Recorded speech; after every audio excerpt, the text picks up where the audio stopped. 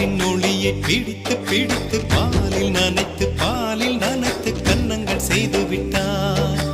உலக மலர்கள் பறித்து பறித்து 2 பந்துகள் அமைத்து அமைத்து பெண்ணை சமைத்து விட்டார். அழகு என்பது ஆண்பாலா பெண்பாலா என்பதில் எனக்கு சந்தேகம் தீர்ந்தது. அழகு என்பது நிச்சயம் பெண்பாலடா. கவிதை என்பது மொழியின் வடிவம் என்றோ